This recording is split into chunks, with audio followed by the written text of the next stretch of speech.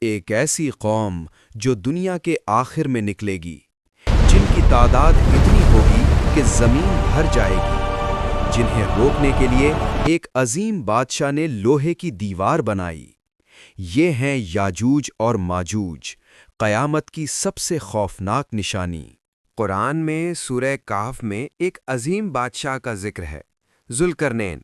وہ دنیا میں سفر کرتا تھا اور اللہ نے اس کو طاقت اور حکومت دی تھی۔ ایک دن وہ دو پہاڑوں کے درمیان ایک قوم تک پہنچا۔ وہ لوگ یاجوج ماجوج سے پریشان تھے۔ یاجوج اور ماجوج زمین میں فساد پھیلا رہے ہیں۔ میں اللہ کے حکام سے تمہاری مدد کروں گا۔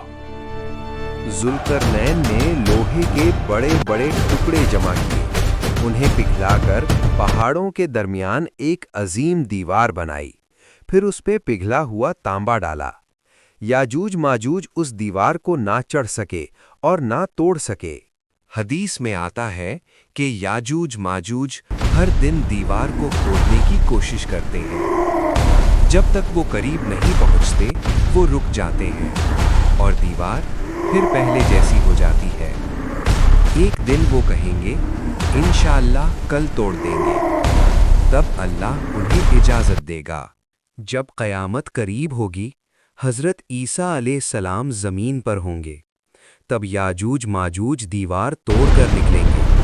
وہ ہر چیز تباہ کر دیں گے، دریا کا پانی بھی پی جائیں گے، لوگ پہاڑوں میں پناہ لیں گے۔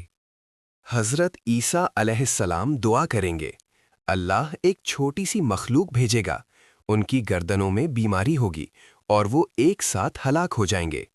پھر پرندے ان کی لاشوں کو اٹھا کر لے جائیں گے، بارش زمین کو صاف کرے گی۔ یاجوج ماجوج صرف کہانی نہیں، ایک حقیقت ہے۔ یہ ہمیں یاد دلاتے ہیں کہ دنیا کا انجام قریب ہے اور اصلی کامیابی